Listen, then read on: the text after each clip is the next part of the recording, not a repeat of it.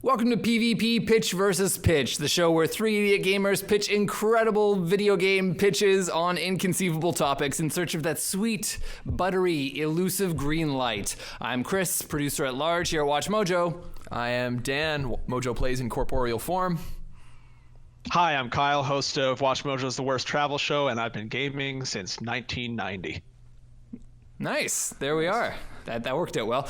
So here's how this here show works.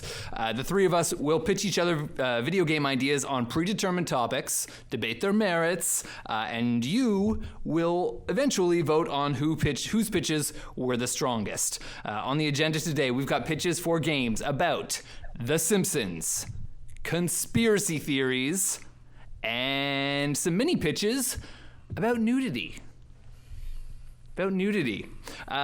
So we're going to get to that, but first I want to know what games we're playing this week. Dan, what are you playing? I played a bit of Sea of Thieves this week because we did our review, which you should check out regardless of whether or not you have made your judgment on the game.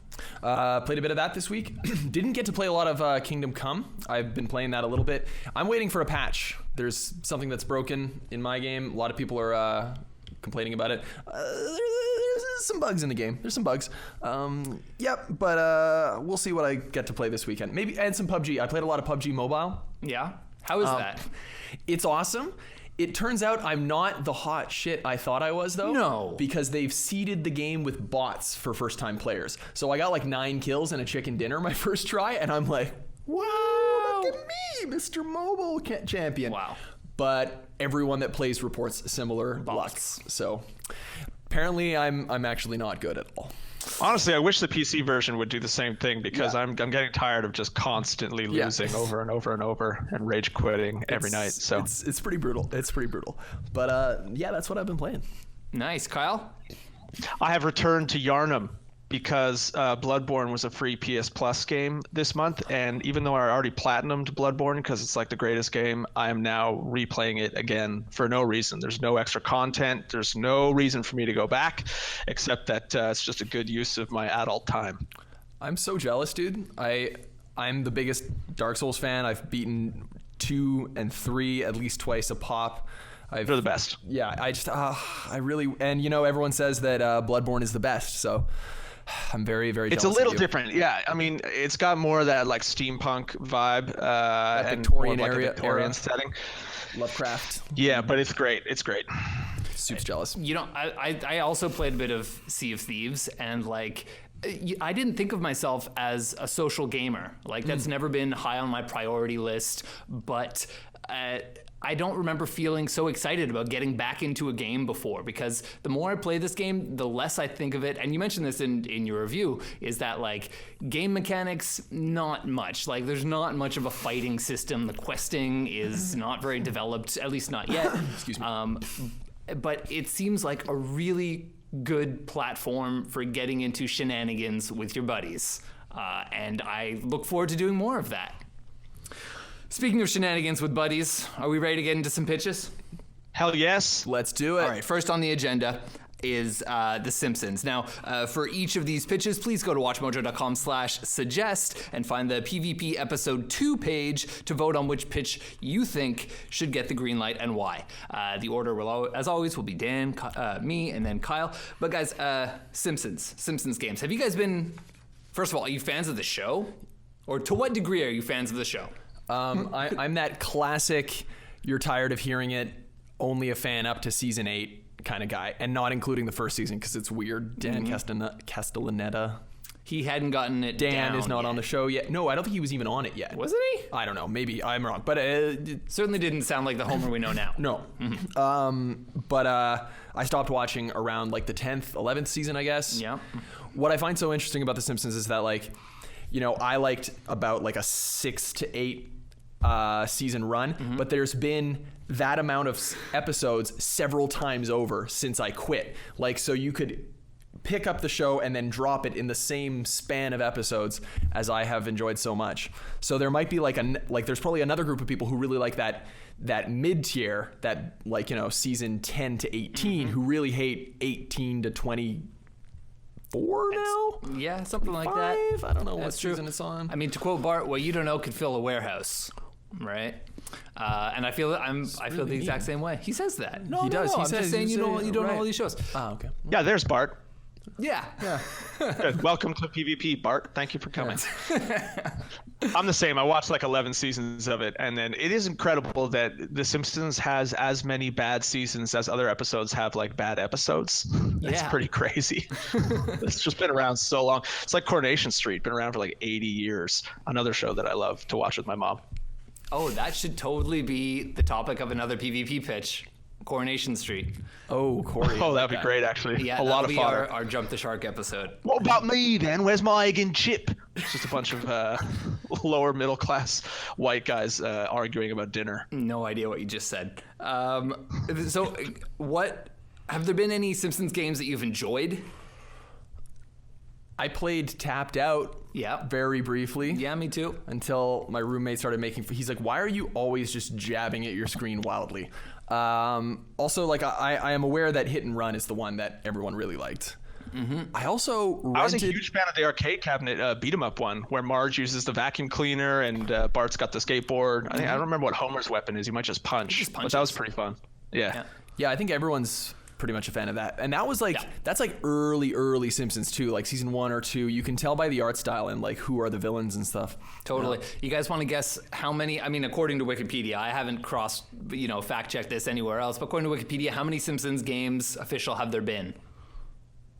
Cal, you got this? I would say 12. Oh. Any idea, Dan? Want to guess? It's numbering 50, I'm sure. 27. 27. Oh, I'm 27. So totally off. Across how many platforms is that?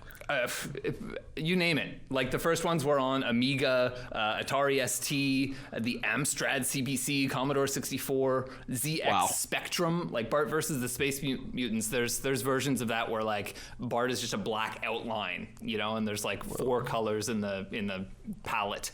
It's weird. So what do you think a good Simpsons game needs? Any ideas, like, before we get into the straight up pitches? I'll tell you what I think. I think it needs the real voice actors and a lot of voice actors, right? A lot of them, a lot of their performance, and the real writers. That was what I think was great about Tapped Out, is that you had a lot of the characters in their own voices, and it felt like things that they would say. Even if it's just like little chirps, little here barks, and there. Yeah. It worked. And it also had lots of Springfield, which I think is a big part of, or is something that will make The Simpsons great again. Okay, so there was one thing that I did really appreciate about Tapped Out, and it was just a little throwaway joke. Homer and Lisa are talking about how they have to rebuild the town. Like the setup is still being set up essentially, and she's like, but the town won't be in the same order. And he's like, no one cares about the order of this town. For one time, I made a joke about a prison being in our backyard, and the next day the prison was gone. Nobody cares. It's so true. And I think that right there points to another element that I feel like a Simpsons game should have, which is genre deconstruction. Yeah, right? It's got to be referential. It's got to poke fun at itself a little bit. Exactly. I think Simpsons pretty much like popularized. They didn't invent it, but they were the ones that brought that sensibility to the mainstream, and I think a game should carry that through. Just my thoughts. Okay. Any other thoughts before we hear Dan's pitch? No, let's get into it. Let's do it. All right. Well, talking about being reverential, talking about its own being self-aware. My idea. I don't know if anyone ever played The Magical Quest starring Mickey Mouse, or I used to call it Mickey's Magical Quest, but I think it's like Disney's Magical Quest starring Mickey Mouse. No. Anyway, it's a linear platformer, but it's got a little bit of a Metroidvania element in so much that you get different costumes throughout the game, and those different costumes allow you to interact with different things to find different areas and progress. So you get like a fireman costume to put out fires and freeze stuff, and then you get like a mountain climber outfit that helps you climb stuff, and later levels you have to figure out which outfit to use to get past certain points and open up different secrets. Nice. Now, so my game would be a journey across all seasons of The Simpsons, where you begin in season 1 as season 1 Homer, and then for each level you're in a different season, and you get new costumes and different Homers that you have to swap out with to progress to certain parts. Nice. So like, because Homer has had literally every job under the sun, right? And his art style has evolved significantly. So you start as like the Homer in the first one, and then you swap out to like a slightly cleaner version who works, who's the safety inspector now at the plant, and then you swap out to like I don't know. Let me think. Well, there's king-sized Homer in that episode where he went over 300 pounds. Right. Exactly. So that's perfect. That'll help you like steamroll enemies or something like that. There's Power Sauce Homer where he becomes Mountain Climber. Indeed, that's the one. That's one of the ones I was actually thinking of. Okay, Definitely Mountain Climber. I don't want to interrupt. No, it's fine. Anyway, the final level will be Fox Network headquarters, where you have to defeat the executives and let yourself die in peace. Like your objective is to finally get to the end and cancel the show. That's good. I think what's great about that is I read somewhere that the only thing that's actually keeping The Simpsons on the air is the licensing revenue. Like, it's not that the ratings are so good that the advertising revenue is high. It's that it's being licensed all over the place. And so if they let it die, that hose will start to trickle, Definitely making money off it. I think that's an appropriate ending to that game. Kudos. Right? I'm not sure how everyone would feel about that, but the Simpsons writers have always poked fun at Fox. So I think it's not too lofty an idea. It's true. Making fun of Fox is definitely very canon. Yes, exactly. It's full canon. Yeah. Any thoughts, Kyle? I think it's beautiful to have a character's quest be to end his own life. Like it's kind of really nice. I don't think I've ever seen that before. Like someone just please release me from this everlasting hell. And I would want to do that for Homer. Like that. I love the characters so much in The Simpsons that if they're all struggling, I want to put them out of their misery. It's very much the Wolverine story.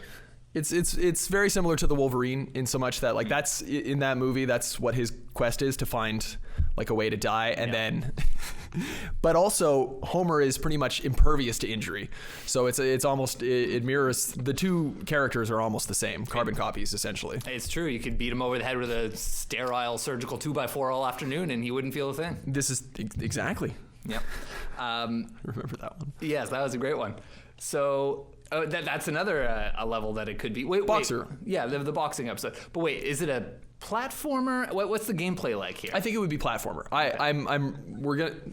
You're looking at some B-roll of Mickey's Magical Quest or Disney's Magical Quest as we speak, because the miracle of editing.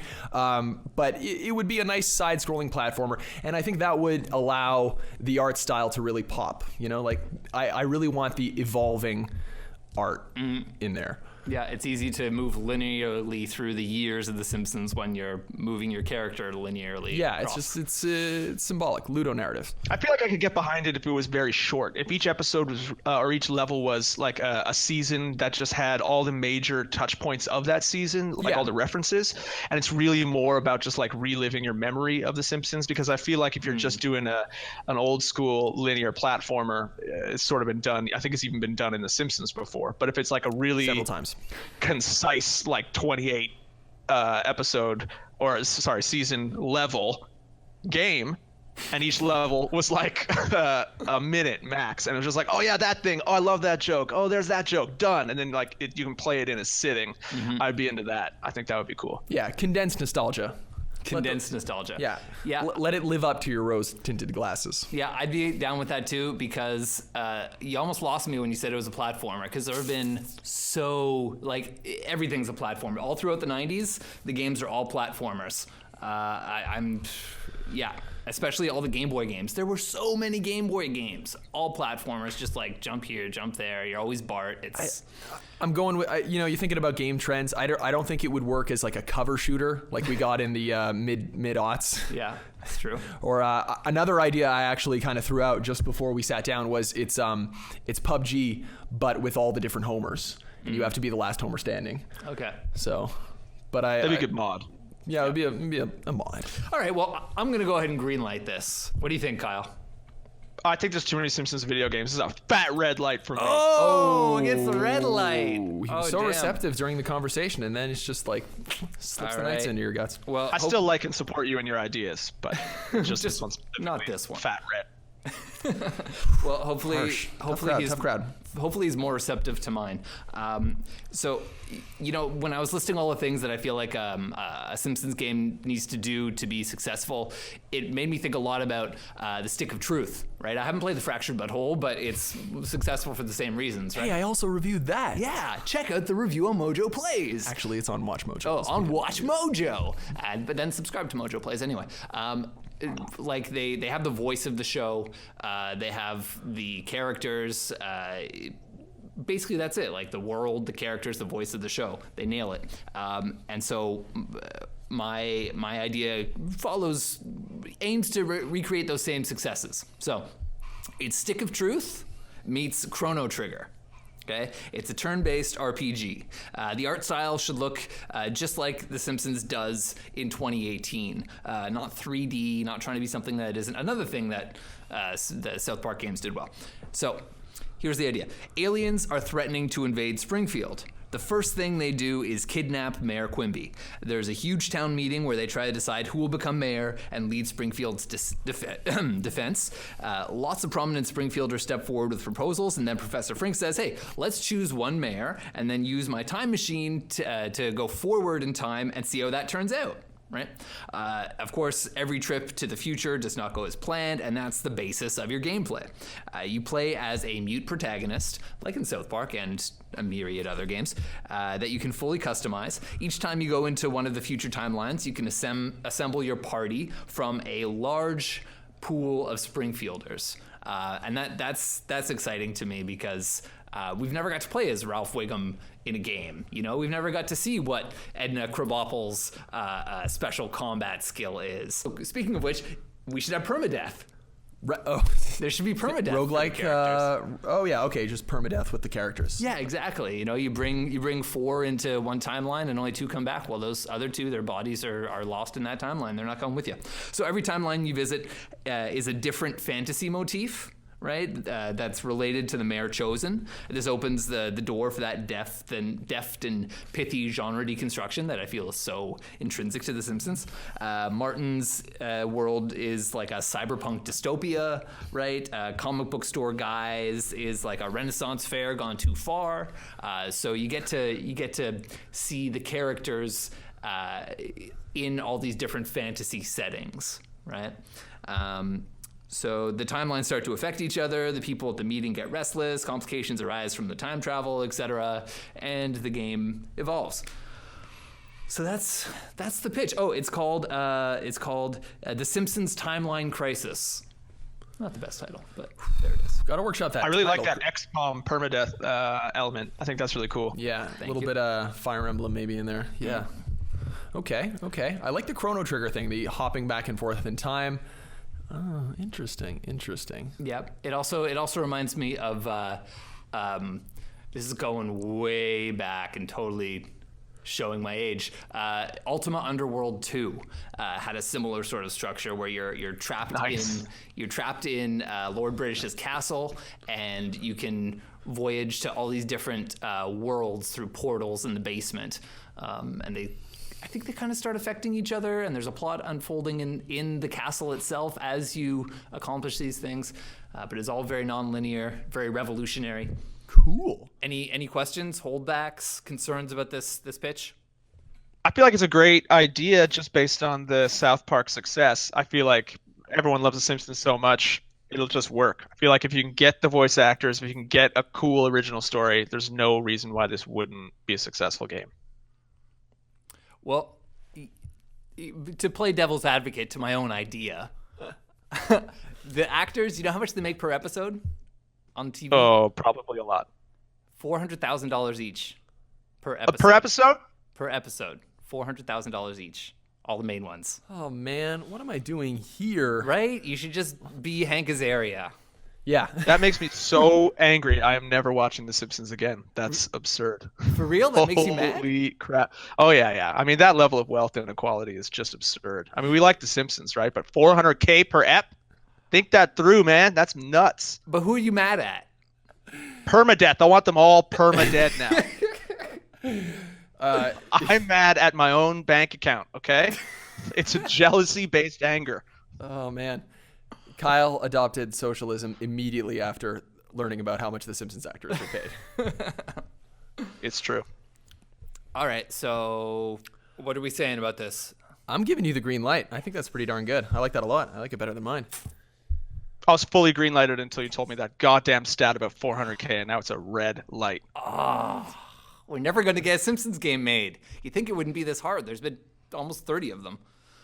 All right. Well, Kyle, what do you have? Okay, so you guys remember the great action game Max Payne? I do. Yeah. Yes.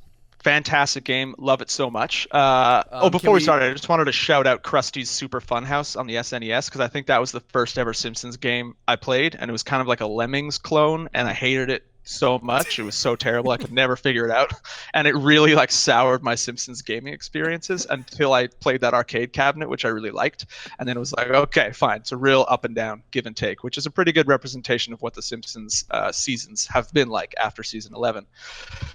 Anyway, Max Payne. We'll remember in Max Payne that you'd be going through shooting all the people in those slummy tenements, and then there'd be like a TV, and on that TV it would be playing like a fake show like Lords and Ladies, or so. That was like one of the ones that they had. It was like a melodrama chamber piece thing. So my idea is it's the full Max Payne game, but except you take out all the Lords and Ladies garbage and you just put in season 1 of The Simpsons, and in each level you can watch a full Simpsons episode on the TV, and if you want to sit down, like you can interact with the couch and sit down, you can watch more than one episode at a time. So you can spend hours and hours just watching The Simpsons within Max Payne.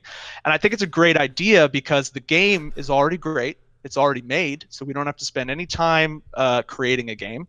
The show, also great, also already made, so we don't have to spend time making the show. All we got to do is put all of our resources into licensing both of those things, which probably really easy and cheap, and then there you go, the game's done. Kyle, you're and the title is Max Payne. Kyle, you're describing a mod. That is a mod. I guess it's true. Can we charge for a mod? Actually, a mod's great because then we wouldn't have to pay for the licensing fees. If it's a mod, you can just like put it up and you've kind of stolen it. And then we charge $1. Yeah. Or we get a Patreon or something. We get a Patreon going. Yeah, I mean, hey, look, if anyone is going to rely that much on fair use, it's going to be Watch Mojo. So I think we can pull this off. Well, if you guys don't like that idea, we could do Max Payne 2 and replace Dick Justice, which is on the TV, with Simpsons season 2. Right. You're making me nostalgic for Max Payne. I've forgotten about it. They're the best games, except for 3, which was not that great. But yeah. Max Payne 1 and 2 are like all-time classics. 3, it's like, here, play for 4 minutes and then watch 4 minutes of cutscenes, and then play for another 2 minutes and then watch another 8 minutes of cutscenes. I think but the gameplay's so good. I probably still have all my VHS tapes of the Simpsons, so I can just bring that in, and the way that Max watches it on TV should be like VHS quality, like he's doing what I and probably many other people do, which is just like watch the VHS tapes that you've made from the syndicated reruns. And absolutely. Like, some of them will have commercials, some won't. The tracking might be a bit off on some of them. How much did you end up hating the episodes that you taped? Not at all. Not at all. I taped like the Lord of the Flies episode. Yeah. Not a good episode. But I hated that episode from top to bottom after a week or two because I just watched it so many times. I preferred the King of the Hill Halloween special that came right after. It sounds more like a Dan problem than a Simpsons problem to me here. Yeah, you got to bring us fewer Dan problems. Most things in my life boil down to Dan problems. Okay, but that is not. I'm sorry, I'm still stuck on that not being a good episode. Go Banana! Come on. Okay, Go Banana. Okay, fair enough. And they take a jab at Canada in that. The children were rescued by, let's say Mo. All right. Well, I will greenlight that because I wouldn't mind playing Max Payne again, and I like watching The Simpsons always. So, yeah, I'm down. It's a win-win. Dan? I'm tempted to just say red light because I feel cheated out of the theme. Like, I was trying real hard, and you just kind of shoehorned it into your pet favorite thing. What? No. I spent a lot of time thinking about this. You know what? Spite red light. Red light? Red spite. Oh, man, that's 3 red lights. That's red lights for our Simpsons concepts. This is unprecedented in the long history of the show. But think of all the money we're going to save on licensing. Enough. Yep, enough. All All right. Should we move on to our next topic? Hell yes. What are we doing? Conspiracy theories. Conspiracy theories, or CTs, as I like to call them. So I want to ask, before we get into the pitches, how do you guys feel about conspiracy theories in general? Like, are you intrigued by them? Totally dismissive? Do you maybe kind of believe some of them? Talk to me. Talk to me about your feelings, please. Pretty dismissive. I'm pretty dismissive. Like, reality has just become so strange here in this timeline, in the timeline that we find ourselves in, that I feel like conspiracy theories have, like, they're not even fun anymore, because like the actual news out there is so much more wacky and insane that, like, when you unless it's like a crazy, like, the hormones are turning the frogs gay kind of conspiracy, like, nothing beats it. Like, the conspiracy theories now have to kind of walk back reality into something that could be plausible. So, and I was never really a fan of it. I always thought the people that, like, get really, really worked up talking about the temperature that steel beams melt are not the types I generally like to hang out with. Fair enough. Kyle? I like to think of myself as an evidence-based person, so I believe things that first have considered evidence presented. But anytime I hear a good conspiracy theory, I want so badly to believe it, just because it seems fun and cool that, like, Bigfoot could exist. A little preview for what my game's going to be. It features Bigfoot. Ooh. Yeah. So I mean, I think it's really cool when a conspiracy theory proves to be true after history. Like, oh, I don't know if the JFK assassination was an inside job or not, but it seems like it probably was. I don't actually have any conspiracy theories to use as an example right now to support what I'm saying. No evidence for my evidence-based belief system, but that's where I'm at. Okay, sorry. That's fine. You don't have to apologize. Conspiracy theories that turned out to be true is somewhat related to my pitch. So, well, all right, sweet. Should we get into it? Yes. Yeah, take it away. Take it away. Okay, has anyone seen the movie Conspiracy Theory? No. No? Okay. Late 90s, early 2000s action movie starring Mel Gibson and Patrick Stewart. Mel Gibson is a kooky conspiracy theory writer who has, like, I think he has a radio show, or he distributes a leaflet or something like that, but he's a total nut bar. And no one believes his stuff because it's all complete BS. Although he kind of believes it. However, he gets in trouble with a shadowy government organization that has black helicopters and everything, because it turns out that he actually struck gold on one of his ideas, except he doesn't know which one it is.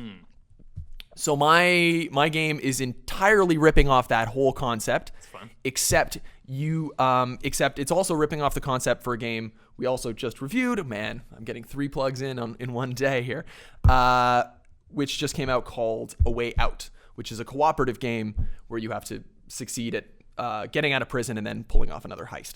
Okay, so in this game, instead of being just 2 random inmates, you are Alex Jones and Paul Joseph Watson, and you have to escape from your studio and discover which of your wacky theories turned out to be true and who's trying to kill you.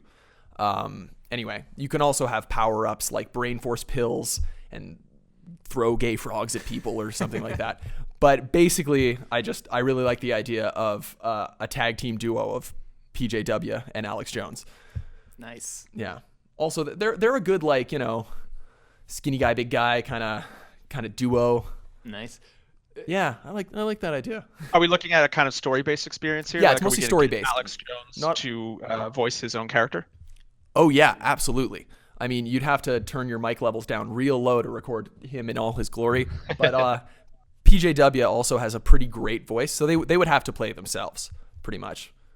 And I think they would get off on the idea that, like, they're so smart that they actually piss off shadowy government organizations, and that their lives are a constant struggle and they are in danger because they're living jokes. Yeah. But I think they like to believe, like, they drink their own Kool-Aid. Yeah, I mean, you know what I mean? That's part of their image, right? Their image is that they're correct about these things, right? It's not just one thing that they have correct, but everything. It's all of it. Yeah. Yeah, they take their own brain force. Yeah, and so I think that they would totally get on board with this. They would probably want an inordinate amount of the revenues, like a huge share of them. So that might be difficult. Well, we could offset the costs by allowing them to plug in-game all the stuff they plug on their show. Like they plug a lot of Doomsday Prepper stuff, which also, by the way, would be stuff that's great for like Camping. just camping, or just tools that you would use in a video game, like like camouflage and weaponry and just canned meat. I don't know what they sell. I think that probably most of it is less practical than that. It's like anti-gay frog pills. Yeah. Gentlemen, any more questions? I wonder if we could have a cameo from Mel Gibson in this, because he seems nutty, and he was in the original movie, right? The plot could revolve around, like, that could be the actual conspiracy that they got right, that Mel Gibson was set up by a Soros conspiracy, and he's actually not a racist. Nice. Yeah, there we go. I actually like that would be a great twist. Yeah. Going into the third act. Yeah. Yeah. I'm totally down for that. Yeah. Get Bring with some the star Gibber. power. Yep. Does Mel have any more nicknames? I just called him the Gibber, but The Giver. I don't know if he has any nicknames.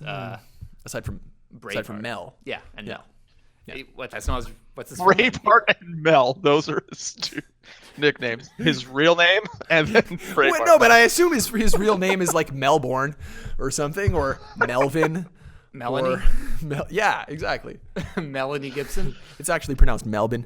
But Listen, I would greenlight this game on one condition, and that is that always in got the conditions. deep fine print of the Alex Jones contract, we redirect all profits from the game to like a New World Order organization that we are like shadow owners of, so he won't make any money. And then you get this meta payoff of like the conspiracy theory game was a conspiracy to steal all of his money in real life outside of it. well, Then I would greenlight it, but I can't give money to Alex Jones like in good conscience. So I can't greenlight it that would work unless perfectly we for have me, that. because I am in fact one of the lizard people. This podcast has low viewership at this point. I don't think it's going to get out too far, but I always thought ever since we did that trailer video and there's the shot of you hulking out and we can see your neck and you look very lizard-like, I always thought that you were a lizard person. Thanks for admitting it. Thanks. Finally. yeah. I thought the main tenet of lizard people was to not admit it, but that's courageous to come out like that, and I support you. Yeah. All right. Well, it would look insensitive to me to red light Dan's idea right after he comes out. So I guess I'm going to green light Dan's coming out idea. Great. So we're all set. We're all set on that one. What was the title of Yeah, that? I'll by the way? green light that. was the title? I didn't have a title. I don't know. Guys, any ideas? Something like Alex Jones is proven right again. Alex Jones, never been wrong before. That's right. Alex continues Jones the in streak. Alex Jones, never been wrong. Yeah. Oh man, I'm really stuck up on Stephen Colbert's like impression, like the brain fight thing that he did. I Yeah. don't know if you guys have looked that up, but I like the idea of just calling it brain fight. That's pretty good. We'll do brain fight. That's good. Yeah. Cool. I can't take credit for that though. All right. So, my game is an open world RPG set in a slightly fantastical near future, kind of like Watch Dogs meets The Matrix. Our hero, I'm calling him Sadiq Batshaw. It just came to me. Sadiq Batshaw. He's a cyberpunk cross between The Witcher and a Ghostbuster. And the name of the game is The Switcher. The Switcher. Okay. So the point of the game is to seek out not just the source of these conspiracy theories, or C theories as they're called in the game, but also the cause, and to heal both. All right, or at least neutralize both. So, rather than, as opposed to Dan, who's like completely dismissive of conspiracy theories, I have like more empathy and curiosity and like an open mind. And there was a time in my life when like I was super into conspiracy theories. Like I went down a rabbit hole, and at the time, like I can look back on it now with a lot of like clarity and hindsight. I was like underemployed. I was really broke. I was in like a foreign city. I was like drifting and unrooted. I was like living a lie of a relationship. And so As opposed to now. no, now like I have more like stability and purpose and a good relationship, and I've like reformed somewhat. But I feel like when I was in that state, I was like really vulnerable to any kind of narrative that would connect all of these like disparate pieces of my life into something that had like sense and purpose, and maybe made me feel special a little bit for like knowing things that other people didn't. You know what I mean? So I have a lot of like empathy for that. So maybe that's where I'm coming from. So in this world of the Switchers are a cast of like techno mystics. Okay, their duty is to smoke out and correct lie makers and propaganda machines, trolls, and destructive sea theorists. They're called Switchers because they switch lies to truth, but also because they can switch between physical reality and digital reality. So a big part of the game is traveling the web to root out these untruths and then converting them to truths. The digital world has like the art style of it is like kind of cell shaded, and Switchers get around on surfboards. You get it? Sounds cool. Yeah. See what they did there? Yeah, it's totally radical color scheme too. Kind of like how they always used to, like in the movie Hackers. Yeah. Remember that movie? Oh my God. I went out and bought the soundtrack on tape. Oh, nice. Who was on that soundtrack? Prodigy. Oh, of course. And then some others. You bought it for the Prodigy song. Yeah. They have voodoo people on that. Like, it's a great song. Okay, so here's an example of what a mission might look like. So Sadiq sees a tweet about how the president has converted the swimming pool in the basement of the White House into a cloning tank for child sex slaves, right? And that's the start of a quest. You need to help him surf down the provenance of that sea theory using both real world and digital world techniques. And when you finally find the person or organization that is the source, you need to correct it. So usually you can confront them IRL, talk with them, find out what is the psychological or emotional root of their conspiratorial antics. Are they estranged from their family? Do they just need to feel special? Are they frustrated because their improv comedy career hasn't gone anywhere? And I think I wrote that because I actually read about this like alt-right, I don't know if he's a conspiracy theorist, but very vocal alt-right guy who like was clearly a failed stand-up and found his audience doing that instead. The Switcher then, finds these things out and helps them.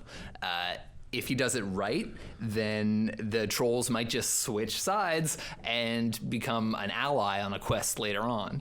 So if it doesn't work, Sadiq will switch tactics and get violent and fight their digital avatars, right? So there's a whole fighting system. You'll fight their digital avatars in the digital world and just destroy their online presence completely. So that's the Switcher.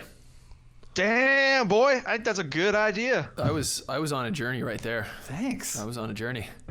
Thanks. Yeah, that's well thought out. I think it's really cool to. I like your angle that you can go with violence, or you can go with empathy and love, and you can actually heal someone's like pain instead of like what most video games do is shoot their pain to make it more painful. I like that, and I really like the idea of getting to the root of a conspiracy theory, because that's what, when I was doing research for this episode and looking at conspiracy theories, I was like, you can kind of chase the money sometimes and see what the root of that conspiracy theory is, or you can be like, oh yeah, okay, so these guys don't trust the government, and so that's like kind of the root of where all these crazy government things come from. I think it's really fun and relevant for now because there's more conspiracy theories than ever with the internet. I love it. Thanks. And it's harder to know what's true and what's not.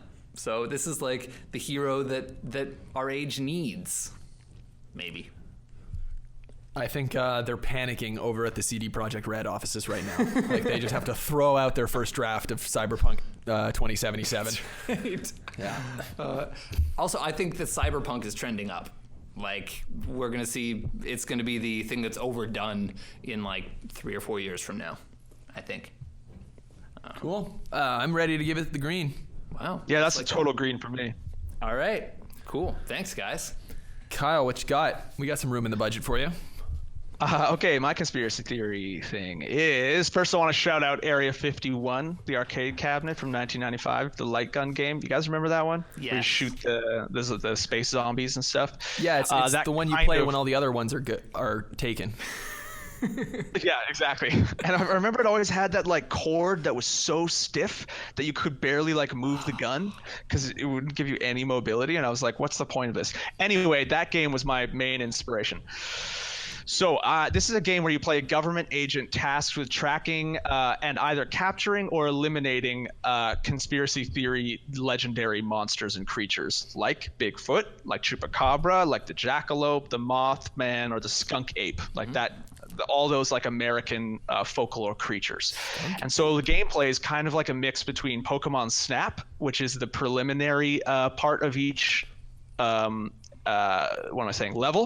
where you have to like go and track the monster. And so you're like trying to take photos of the Bigfoot marks and then like broken tree branches and stuff. And each level is based on each monster. So it's not like an open world Witcher type game, although it is kind of similar to the Witcher monster hunt missions, which I thought were the best part of that game.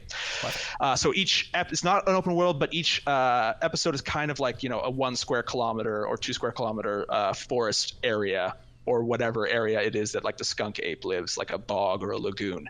And then, so after the Pokemon Snap area, it becomes kind of like a Monster Hunter game where there's like this huge boss battle that takes a really long time against the Bigfoot. And it's got a dark kind of horror element and a high level of difficulty. That's what I'm thinking. Oh, and it would be called Big Bigfoot Hunter. Kind of like the Big Buck Hunter arcade cabinet. Oh, I understand. Yeah, we got it. Yeah. Okay. So, wait, did you say that it is an arcade cabinet? Like it's a point and shoot arcade cabinet? I guess it could work in that way if the Pokemon Snap section was like you're trying to shoot photographs and then later on you're shooting the big monster. I could see it working as an arcade light gun game, but I had originally thought of it as like a third person kind of action-y game. But I like the light gun experience idea. It's kind of cool. What kind of tools and weapons would our character be using? I know you just said it could be a light gun game, but what are we talking about here? Are we silver crosses? Yeah, I think it would have to be kind of dependent on each one of the legendary creatures. All right. So you'd have to be using their weaknesses, but it would be cool if you could have to figure out what those weaknesses are and then collect those items if it was a third-person action game. Like you could talk to villagers in a small town that had been ravaged by the Bigfoot, and then you'd be like, oh, Bigfoot hates Swiffers flames or whatever. And then you got to attack him with whatever the thing is that he hates. That could work. But then you'd have to get voice actors, so maybe that's not the route we want to go, and we keep it simple. And you just have like a camera and a shotgun, and those are the two things you use, or a net gun. Yeah, I'm really seeing like two different versions of this. One is the arcade cabinet where you have either like a gun and a camera, or maybe it's some weird hybrid camera gun thing. Like I've never seen those two things combined. Have you? Like a gun that's also a camera, or vice versa? Yeah, the end of The Bodyguard. At the end of The Bodyguard, like the bad guy has his gun inside of his camera. Has no one seen The Bodyguard? Kevin Costner, Whitney Houston. It's a classic, people. Never mind. Okay, well, The Bodyguard notwithstanding, I think it would still be original in an arcade context to have both those things. So I could totally see that, or I could see it more in like the third person, action RPG, like you said, especially if. Like, you got to figure he's part of, like, a big government agency, right? And so he's got to have, like, a cubicle in Annapolis, Maryland or something, where he goes and it's, like, totally plain. It's totally an office setting, like in the X-Files. They'd go and see aliens and monsters and stuff, but they'd still go back to their office, which is just, like... terribly mundane. Yeah, terribly mundane. So I feel like...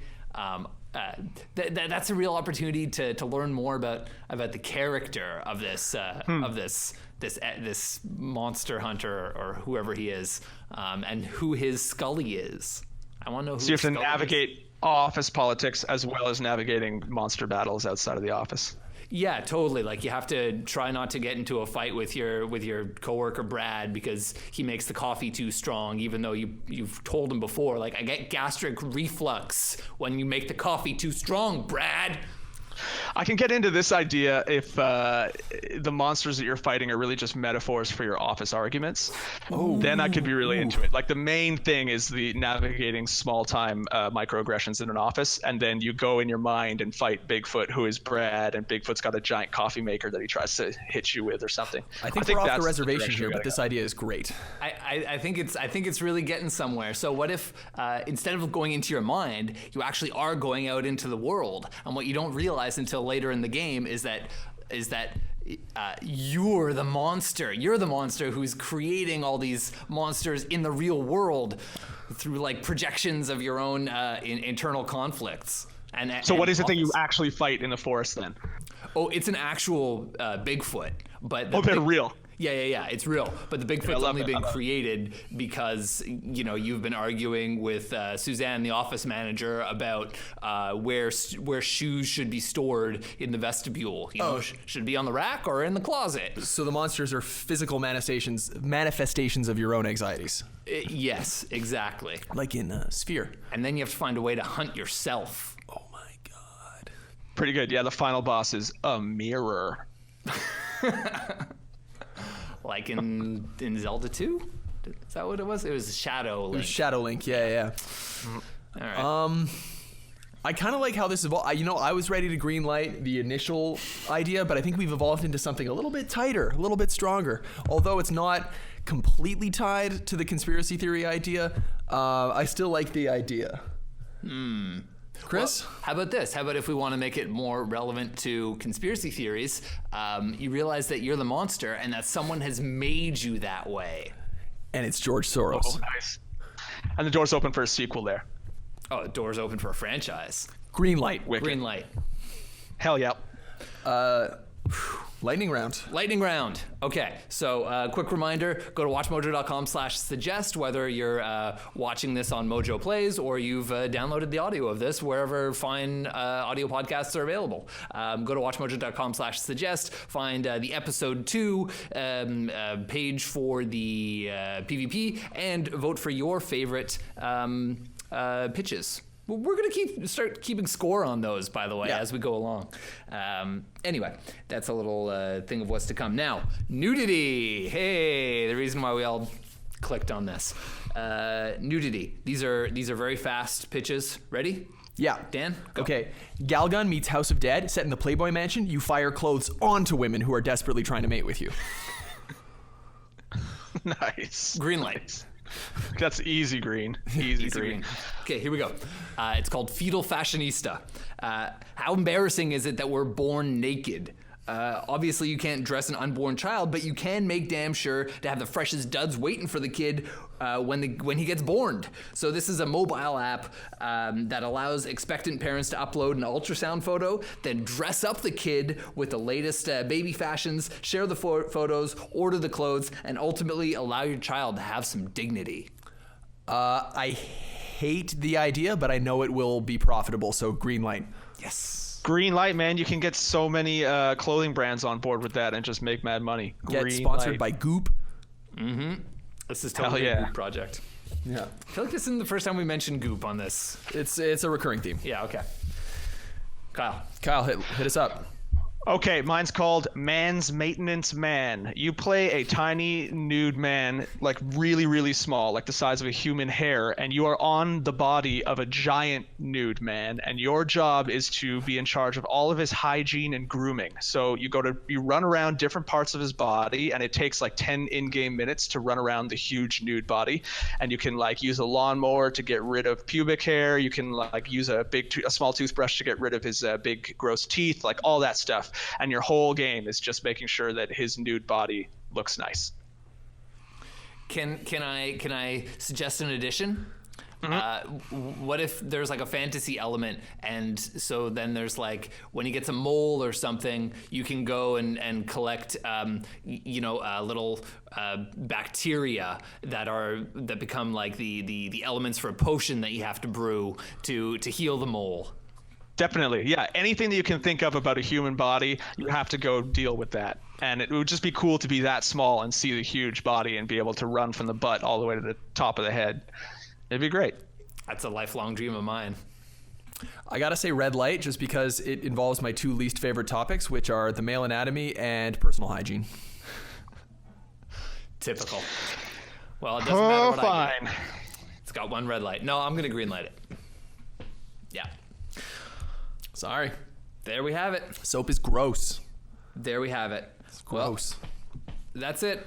We've reached the end of the show. Anything else to plug here, fellas? Anything else we want to mention? Chris, I would just like to thank you for championing self-care for men, because it's just such a thing that is rare, and I think we all need to take some time out to care about ourselves. And Dan, I would just like to not thank you for that.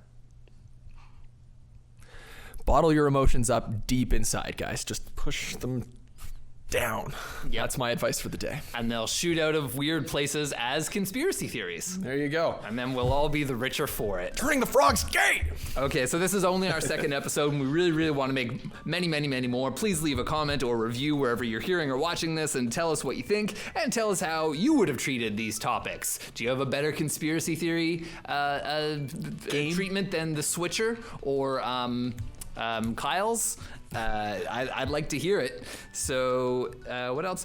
For each of these pitches, please go to watchmojo.com/suggest. Vote there. Tell us which ones you think should have gotten the green light and why. Subscribe to Mojo Talks, watch Mojo and MojoPlays for more great pitch versus pitch action. Thanks to Kyle and Dan. I'm Chris. Thanks to Manny and Alex in the control room. We'll see you all next time on PvP, Pitch versus Pitch. Bye, everybody.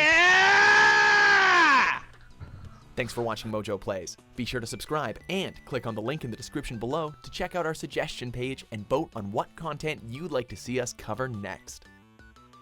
By the way, Kyle's greatest title of a video game ever. That's up there with like Doom. Which one? Ultima. You just said Kyle's like game? The Switcher or Kyle's. Oh man, yeah. You guys playing some Kyle's tonight? That title gets 5 Kyles. Yeah. What was that game? Kyle's. Yeah. Kyle's. Kyle.